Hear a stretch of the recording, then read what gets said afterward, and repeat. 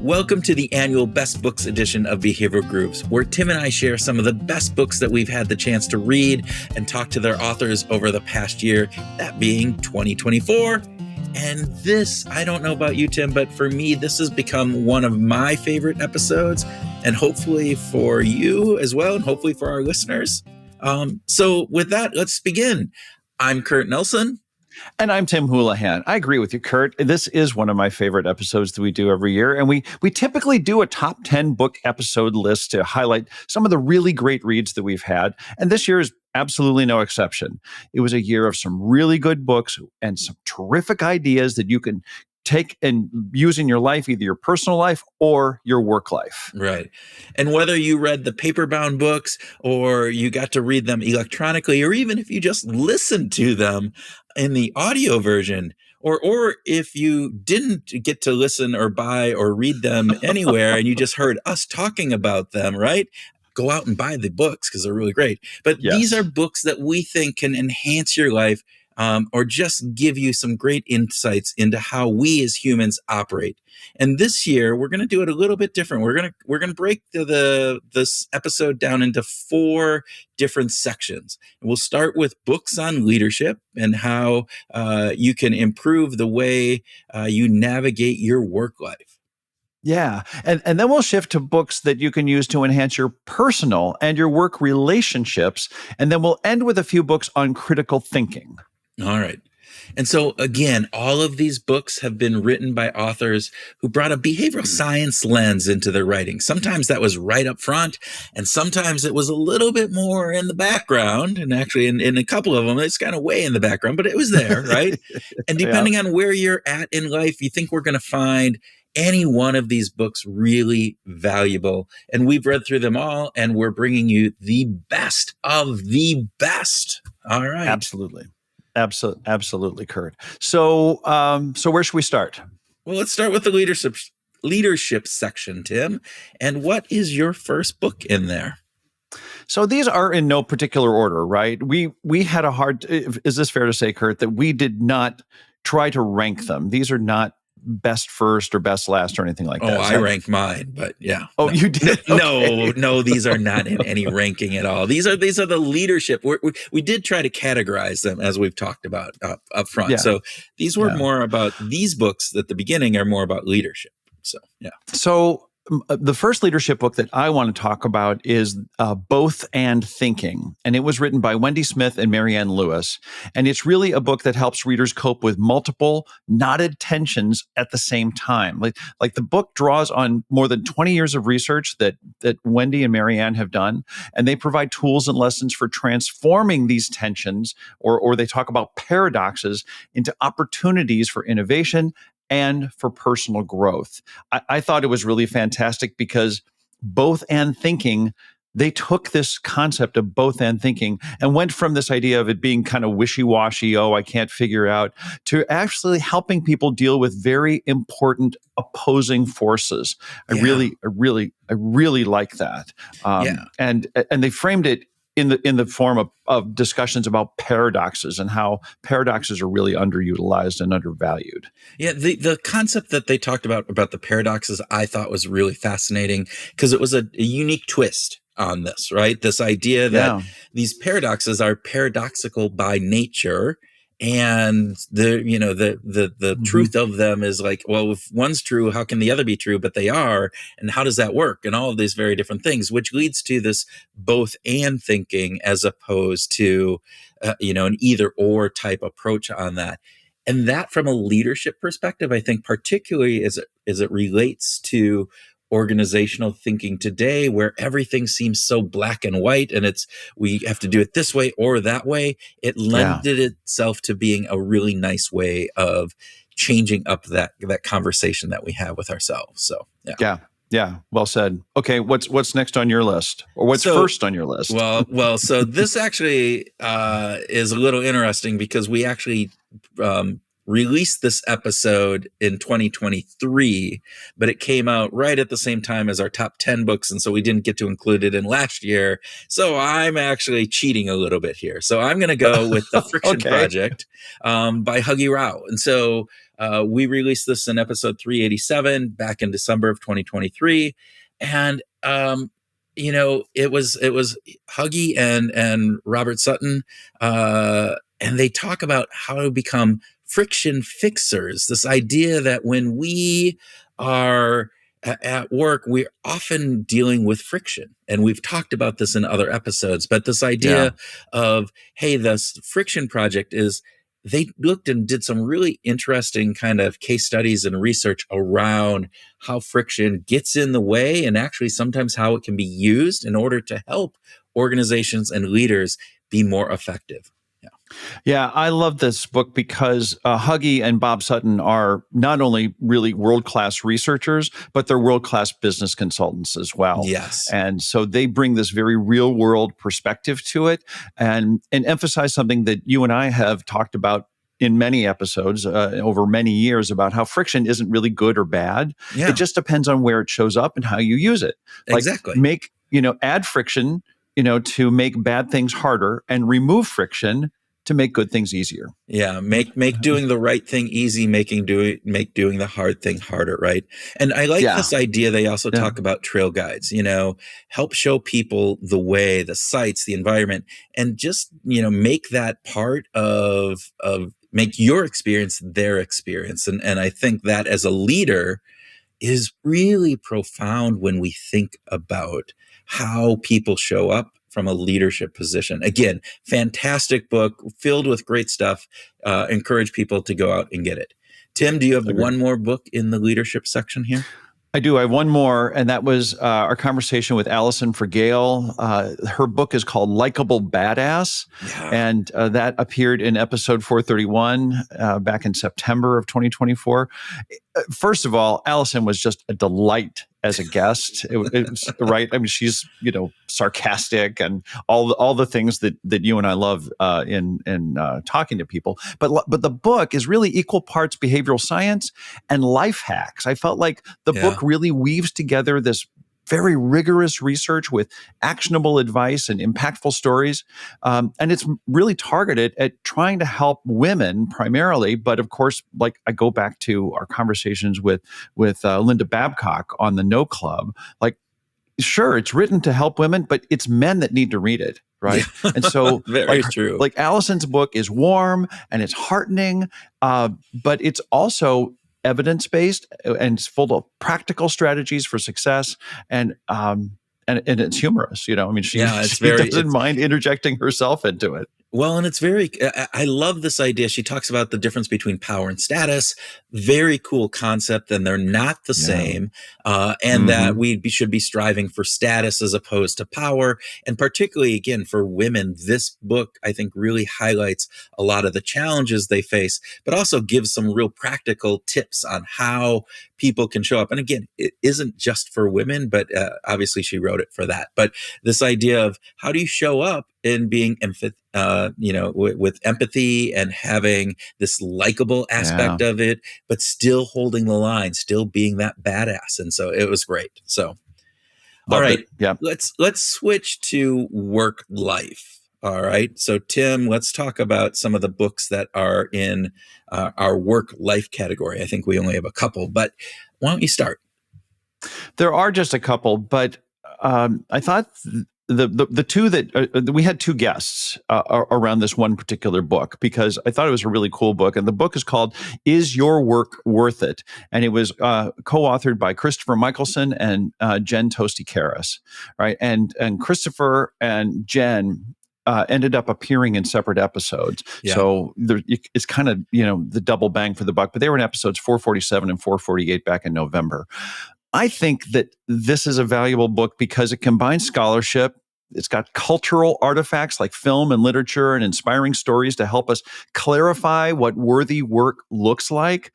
And they explored the trade-offs that are acceptable to pursue it. Like when does your job just go from your job to your career? And when does your career go from being a career to being like an obsession, a calling, right? And Yeah. I thought that they did a really good job of sorting that out, both research wise and from these two perspectives of a philosopher. Christopher's a philosopher, Yeah. and Jen, who is a psychology researcher, to have both of them kind of in the same boat. I thought it was just really cool. Yeah, and I love that Christopher is right down the road from us here, or from me at least in Minnesota. So, but it was really interesting that the distinction between a job, a career, and a calling, and we all ascribe to going, well, I want my work to be a calling, and they're saying, whoa, hold on, that might not be all that you think it is. And I love the research that they talked about.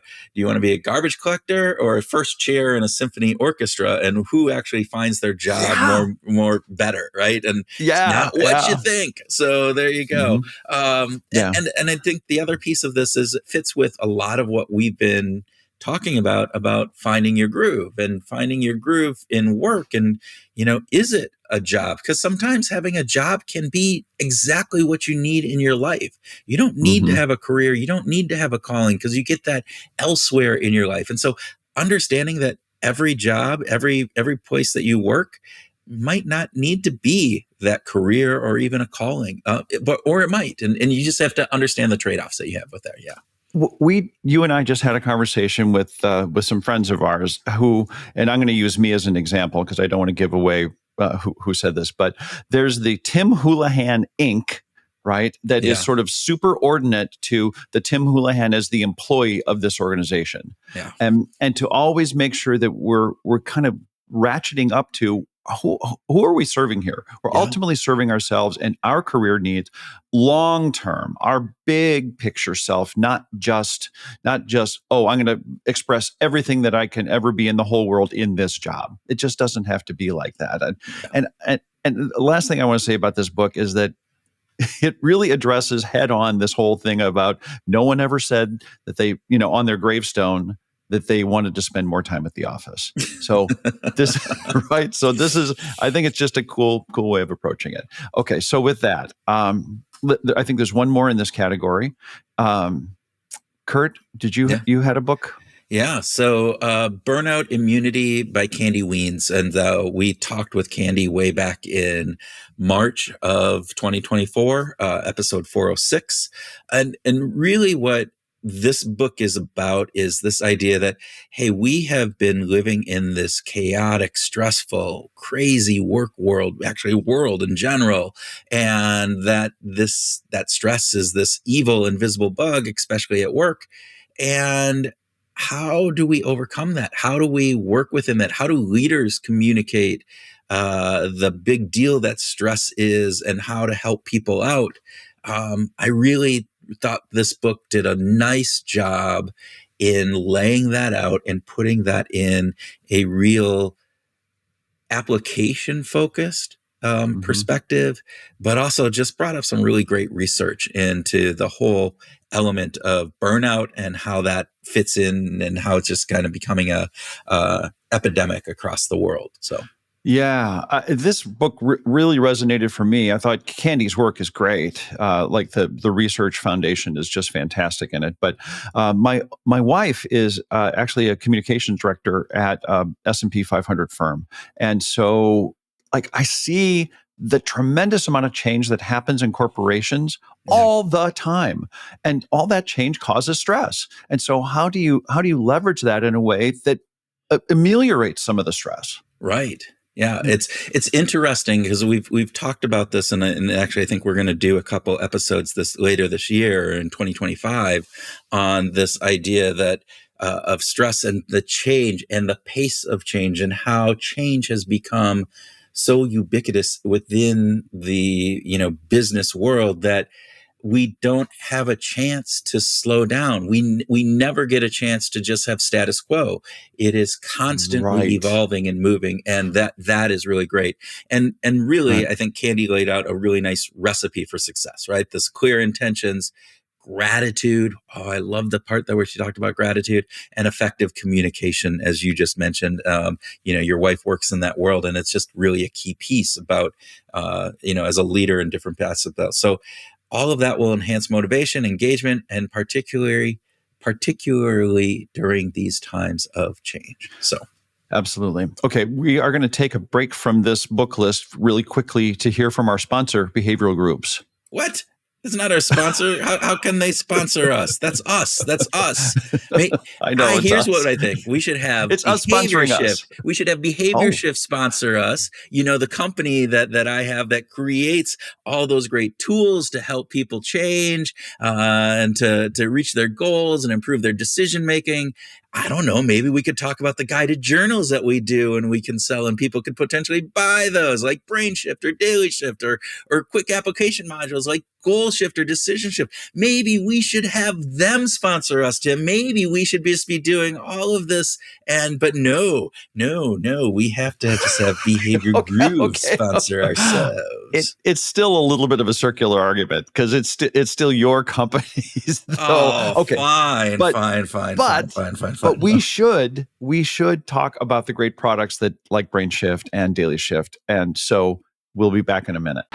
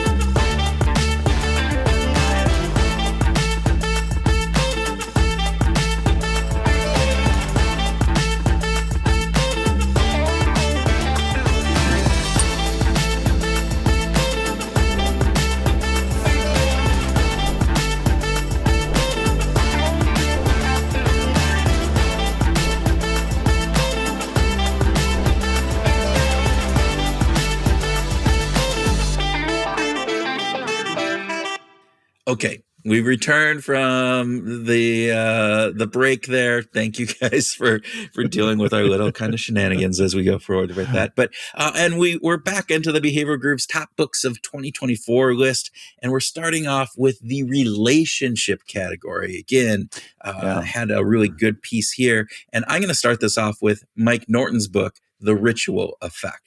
Right. And again, that was way back from April. It was episode 4, number 10. And it's this idea of how we can enhance our world by creating more rituals in it. That's an oversimplification of this, but it's this idea, we have routines and habits, but we also live in a world where it's filled with rituals, and rituals are different from those, right? And they have a different meaning. And it was really interesting to kind of put that nuance on how rituals are different and the different impact that rituals have on our lives. I found this, and this is one, Tim, that we continually come back to, right? Yeah. And in our conversations, in my work, when I'm working with organizations, or even when I'm talking with my kids or my family or other people that I know, the insights that I got from this book, I apply on maybe not a weekly basis, but at least a monthly basis. I bring some of this up. So, yeah. Yeah. Give a quick example, Kurt. So like I brush my teeth every day, morning and evening, sometimes even around lunchtime, if I'm really being good that day. What separates that habit or that routine from being a ritual? It's the meaning that we put on it. So, Mike talked about this great example of coffee in the morning, this idea. So lots of people make a cup of coffee in the morning, and he talks about this guy gets up and he goes down and he does this whole process with making the coffee, and he makes coffee for himself and for his wife, and he puts effort and energy, and it's a thing that he does for them. And the meaning behind that cup of coffee, it's a routine, right? He does it every morning, but it's the meaning behind, and then giving his wife that cup of coffee. That's a ritual. That's different. Yeah. So Yeah, I love that you used that as an example because the rituals in couples and relationships are really important, and Mike's research brings that out, and I think added a lot of value to me in reading the book because it was like, oh, so it's not just about my rituals; it's also about the rituals that I have with close relationships. and the interesting piece, and one of the things that I found really fascinating, is if we disagree as couples or as close friends or whatever on which is a ritual and which isn't. So in other words, if I Right? am making this coffee and I'm bringing it up to my spouse and I feel that this is a ritual and my spouse doesn't feel that it's a ritual, as well, Yeah, thanks for the coffee, yeah, it's like no big deal, that can lead to a lot of contention. And that's a disconnect. Yeah. that is really powerful part of one of the insights that I think Mike brought forward in this book. Beautiful book. It was well written. Loved just the insights from it. And as I said, use it all the time. Yeah. Agreed. Agreed. Loved it. I would like to talk about Scott Rick's book, Tightwads and Spendthrifts. We talked. Oh, I just loved it. It was fun talking to Rick, to Yeah. Scott. But episode 422 back in July is when we highlighted this book, and Tightwads and Spendthrifts kind of caught me off guard. I wasn't expecting a real science-based guide to really understanding, how we manage money or our own relationships, but it turned out that like he's got a great research on it. He's done fantastic interdisciplinary work to try to understand all the sociological implications that go on with it. And I think that it will help readers who pick up the book and read it, by the way, will help you understand, your own financial psychology and how that influences, talk about relationships, back to Mike Norton's book. I think that there's a valuable lesson from Scott Rick's book on relationships in this as well. Yeah, and I think it's a really interesting book, and he brings a lot of his own personal experience in this, and Yeah, which he adds does. this another Yeah. layer to the book, which I just found fascinating. And to your point about the relationship aspect, and it was again insight for me that I got on this. One of the cool things about this is just understanding, all right, gift giving with a spendthrift versus gift giving, Yeah. with a tightwad, and this idea that making like a card, right? Like For hand making a hand card. Like, making a card for a birthday, right? For a mhm. tightwad, they're doing it because I want to save my, no, I'm not going to spend money on this. But for a Right. spendthrift, that is actually a big deal to go. And so Right. understanding that, and Right. I've gotten cards from, different people in my life that are hand done, and understanding the reason behind, actually it put a different perspective on that for me, which was really fascinating. And I love that idea. So yeah. Yeah. Yeah. Agreed. Yeah. So again, I think that was a great one.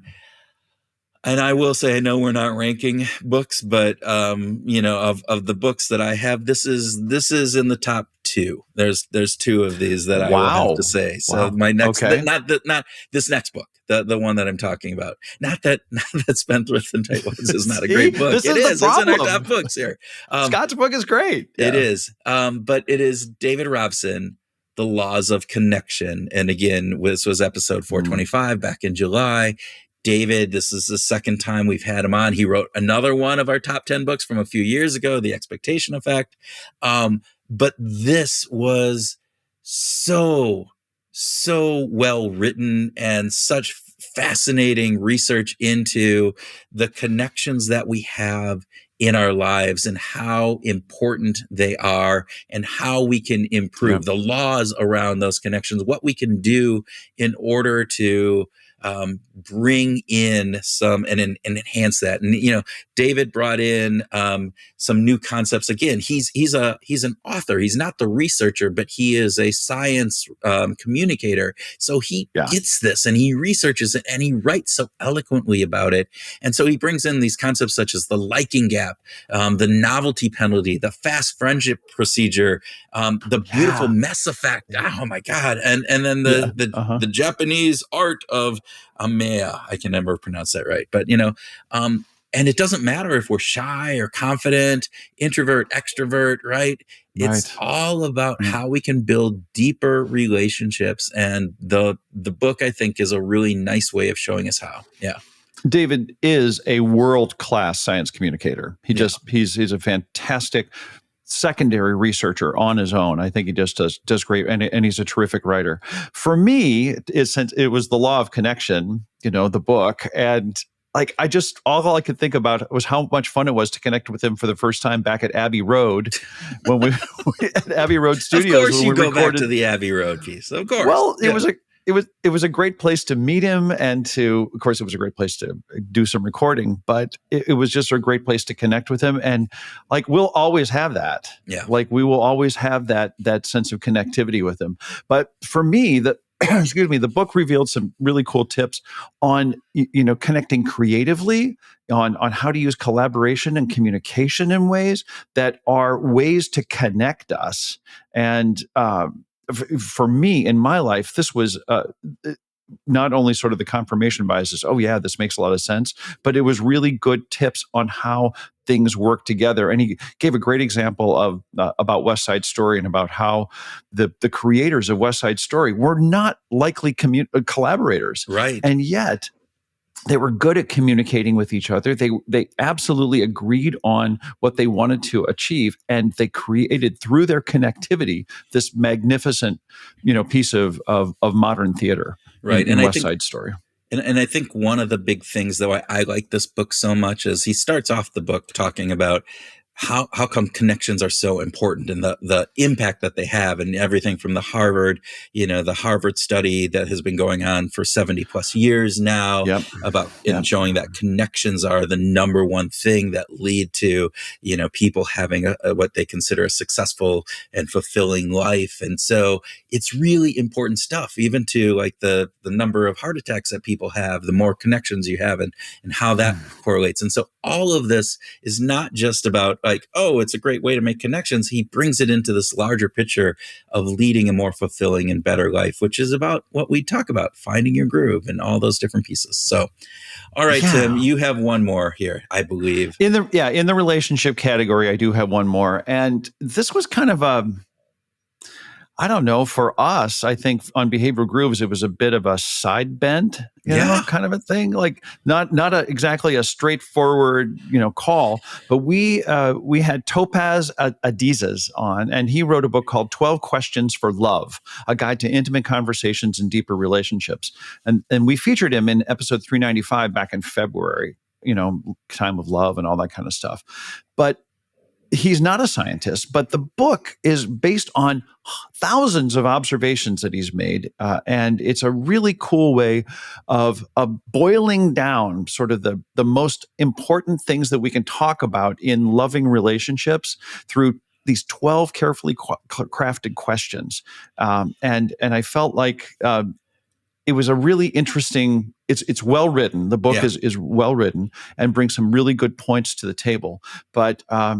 And I was saying, I want to say one other thing about Topaz, is that he has been doing this Emmy Award-winning documentary series called And that's where a lot of this came from. So he's got a lot of sort of non-academic research as the foundation for this work, and it was really cool, really cool stuff. And again, he's not talking about the behavioral science principles behind it, but there are many of them that are going on there. And again, what I found really fascinating about this book is the concept of the questions that we ask each other in a relationship, whether that be with your spouse, whether that be with friends, whether that be with your kids. Those questions in and of themselves are probably more important than the answers that we get. It is the idea that if we ask the right questions and we create a space where people feel comfortable in sharing back those answers that they have. I mean, the answers are important. Don't, I'm not going to be silly and say the answers don't matter. No, they do. But it's asking those questions, getting us to think about these things, And in that sharing of of the question and the answer, we form a stronger relationship. And I think that's just absolutely beautiful. And it's a wonderful way of doing it. And I have to say, I actually bought the And card deck that he has as part of his other programs. Right. And it's all great stuff. So, yeah. Yeah. One last comment about Topaz's book is that it ultimately, for us, I think it brought up the compassionate curiosity model that we learned from Kwame Christian that we both just adore, right? So to build on your idea of it, maybe the most important thing we can do is ask the questions. It's ask the questions with compassionate curiosity. Yeah, that's a very good way of putting it. So, all right, let's move on. Let's move on to critical thinking. So we had a number of books this year about critical thinking, and I think this fantastic stuff as we're doing this. So let's talk. Why don't you start with this, Tim? And some of these books in the critical thinking might not necessarily be really critical thinking, but we put them in here just because. Yeah.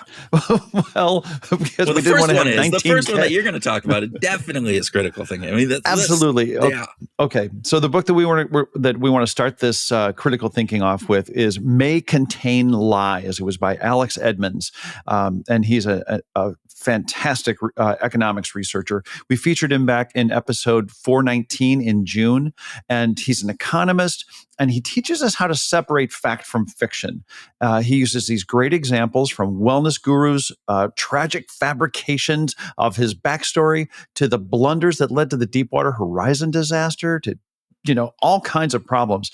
Alex does a fantastic job of highlighting the biases that cause us to mistake statements for facts, facts for data, data for evidence, and evidence for proof. And he really does a great job of differentiating all those. I mean, I love the fact, the fact as I'm saying this, right? Statements are not facts. This is, and I look out in the world today, and there are so many people who I've made the statement and I'm repeating the statement, and therefore everybody should believe it because it's a fact. And it's like, no, I can't just claim that I'm 6'2". Mm-hmm. I can say that. I can say it with sincerity. I can say it over and over again. I am not 6'2". It doesn't matter how many times or how powerful my statement is or how many people agree with that statement. It's not fact. And then facts are not data. Facts. It's just a fascinating kind of ladder approach that he brings to this. And I found that work really, really great. And again, he does a nice job of even how do we overcome this, and what are some of the ways that we can do? And it's a lot of work, but it's really important for us to think about, particularly in this day and age when there's so much misinformation out there, so many things that are just getting construed as fact or proof, and that's not the case. Yeah. One of the things that resonated with me in the book was Alex's sort of very strong recommendation to say that everything in our life, most everything in our life, could really benefit from a slightly more scientific culture, right? Thinking, using the scientific method of well, how can we prove this? What's the source? Where do we get this information from? And not on everything, because as you said, it would be exhausting. But there are some times when it's really good to go, is this a reliable source? Let's do some questioning of the kinds of things that we're listening to get better information. Yeah. Okay, Kurt, what's next on your list? All right. So I said, two books kind of stood up above for me. And this is the second one of those. And it is You Only Die Once, written by Jody Wellman, episode 426 back in August.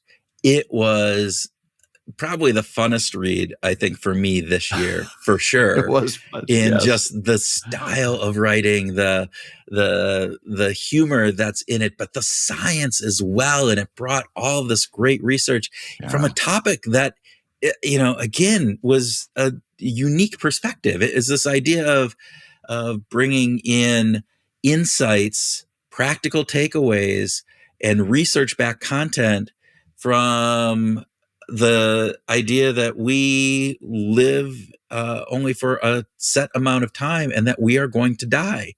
the memento It's that mori. simple. And people get freaked out about that when in fact it is actually really liberating and actually very motivational for us, because we only have a certain amount of time on this world, and why would we ever want to squander that limited time that we have doing stupid shit, dumb shit that doesn't really, add to it. So I loved this, from the message it had, from the writing, from the illustrations that she did. She did all her own illustrations for the book. Yeah, and they're fantastic. Great. And she was a great guest. I mean, one of the funnest guests that we had, I think, again this year. Yeah, so truly. Okay, so one of the things that I loved about this book is it got you turned on to Latin. It got you into memento mori, right? I know a few Latin phrases, Name another one. Okay, so no, so I do. It's just not coming to my head right now. It's one of the things. Unum. There you go. How about that? Unum. Okay, so we often live. Tu Brute. There you go. See, another one. Hey, okay. You're gonna have these pop up for the rest of your talk here, because they're just gonna pop into my head. All right. So what I really found great was that Jody basically just says, let's just give into present bias and just live now. Like act now, live now, act in the present. She doesn't advocate irresponsibility, but just go for it, for the world that we live in, and take advantage of it, and don't leave everything for tomorrow and tomorrow and tomorrow and tomorrow. Yeah. Okay. Absolutely fantastic book. And so, enjoy, people. The last book that I have in the critical thinking category, because I think that this fits critical thinking, was Third Millennium Thinking. And it was written by Saul Perlmutter, Robert McCune, and John Campbell. We actually talked to Saul and Rob in both of them at the same time in episode 418 back in June. So this is like it's almost started like a classic bar joke with a physicist, a psychologist, and a philosopher walk into a bar, but they struggle with big problems, and I think what they help us do is to keep us from fooling ourselves, to understand the world better, to make better decisions, that we can embrace a more scientific approach to the world that involve trust building techniques, and they tackle problems both big and small. I loved it. I thought it was a really, really great work. And by the way, it was the third Nobel laureate that we spoke to on behavioral groups. Yeah, Saul was a Nobel laureate in physics. So we're all crossing all boundaries here. What I found really fascinating, again, as you said, it's this way of thinking, the way of approaching the world. And it really pairs well with Alex's book, right? The two of them taken together really help put how we can think about the world we live in, so that we're not fooled, so that we don't get tricked into believing that I'm 6'2" when I'm only 5'8". And I loved the way that they thought about this, and they put it together that, hey, we need to get to this next level of thinking on a more regular basis, the third millennium idea about what we're doing, that it's this scientific process, again, bringing that hypothesis and exploring and looking at things, not just believing them at face value, but taking a little bit more of a skeptical look and proving that they are true, as opposed to just accepting them. And I love that part. Yeah. Yeah, absolutely. Okay. Last book recommendation in our list, Kurt. It goes to you. Critical thinking. I don't know how this actually fits, but all right. But this is A.J. Jacobs, the year of living constitutionally, and episode 443 in October. Loved it. It was such a great insight into how we behave and some things that we just make assumptions on about what the founders, intent was, and various different things. And AJ as he does in many of his books, and fantastic writer. If you haven't read his other stuff, I think it's really great. You should go back and read Year of Living Biblically and Thousand Thanks and all the other books that he's written there, because they're fantastic as well. But he took a year and tried to live his life like he was living in 1789 when the Constitution was written. And, just the fun little quirks, like they didn't have elastic socks, so you had to have socks, sock garters, sock belts, and how difficult their life was. And, he did, went out and did people who did, the war reenactments, and really figuring all of that out, and wore a cone hat around town, and did different things. But I think the interesting piece, and why this is in the critical thinking, is he took this as an opportunity to really look at the Constitution and how the Constitution was developed, the implications of the Constitution, and how we in 2024 should be thinking about the Constitution. And that is not just this, document that we kind of hold up on this pedestal, although it is that, but it's more than that. And I think that is the critical thinking that we need to take from a constitutional perspective. And that is why it fits into the critical thinking category for our top books, is because it really, AJ lives life as an experiment. He is the total life is an experiment guy. And it is a great reminder to me as a reader to go, wow, there's more things that I could do to better understand my own life if I just thought about it as an experiment. So I absolutely loved it. Yeah. And I do love, one of the things that we talked about in our conversation was this idea of epistemic humility, this idea of recognizing that we don't know everything, we don't know what we don't know. And this other idea that as much as he wanted to be nonpartisan, that he reads things from, you can't, you see things through your own lens. And he said, even like people reading the Constitution see it through their own lens. And you look at the different amendments and you can see different interpretations of this. And that part is the really wonderful part of what he's talking about. This idea that we have to look at things in a very, in a way that allows us to say it's not just one way, but it is others, and that we have this epistemic humility.